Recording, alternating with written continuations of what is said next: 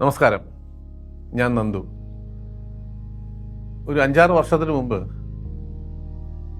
പൃഥ്വിരാജ് ഒരു cinema direct ചെയ്യാൻ പോണു എന്നറിഞ്ഞപ്പോൾ എനിക്ക് ഭയങ്കര സന്തോഷമായി. കാര്യം രാജുവിന് സിനിമയിൽ വരുന്നതിന് മുമ്പ് തൊട്ടേ രാജുവിൻ്റെ ഒരു ആഗ്രഹം ഒരു ഡയറക്ടർ ആവണമെന്നായിരുന്നു.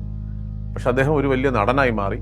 അപ്പോൾ അദ്ദേഹത്തിൻ്റെ ഡയറക്ഷൻ ഒരു സിനിമ വരുമ്പോൾ അതിനകത്തൊരു വേഷം ചെയ്യണമെന്നൊരു ആഗ്രഹം. ഞാൻ രാജുവിൻ്റെ അടുത്ത് പറഞ്ഞു, എനിക്ക് അതിനകത്ത് ചെറിയൊരു വേഷം തരണമെന്ന് പറഞ്ഞു. അപ്പോൾ രാജു പറഞ്ഞു, ചേട്ടന് പറ്റിയ വേഷമൊന്നും ഇല്ല ഏട്ടാ എന്ന് പറഞ്ഞു.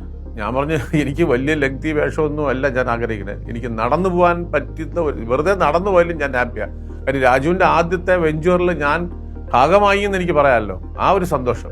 അപ്പോൾ രാജു പറഞ്ഞു, ശരി നോക്കട്ടെ ഏട്ടാന്ന് പറഞ്ഞിട്ട് കുറച്ചാൾ കഴിച്ച ശേഷം എന്നെ വിളിച്ചിട്ട് പറഞ്ഞു, ചേട്ടാ ഒരു വേഷമുണ്ട്, 2-3 സീനേ കാണുള്ളൂ, 4-5 ദിവസം വർക്കേ വരുള്ളൂ എന്ന് പറഞ്ഞു. അങ്ങനെയാണ് ഞാൻ മിനിസ്റ്റർ പീതാംബരൻ്റെ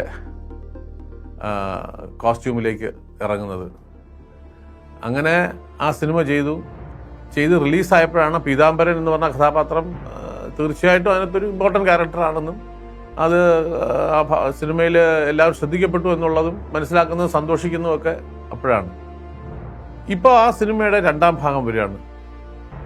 ലൂസിഫറിനെക്കാട്ടിലും കുറച്ചുകൂടെ കുറച്ചുകൂടെ വലിയ സ്കെയിലിൽ വരുന്ന ഒരു സിനിമയാണ് എമ്പുരാൻ.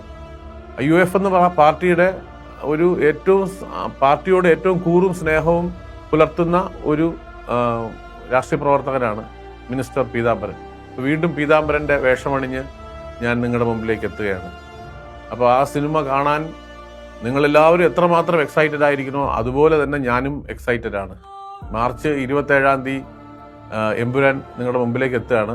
അതിൻ്റെ ഒപ്പം മിനിസ്റ്റർ പീതാംബരനും നിങ്ങളുടെ മുമ്പിലേക്ക് വരികയാണ്. തീർച്ചയായിട്ടും ഈ പടം ഒരു വൻ വിജയമാകും എന്ന് വിശ്വസിക്കുന്നു, അതിനുവേണ്ടി പ്രാർത്ഥിക്കുന്നു. I wish Empuran a great success. Thank you.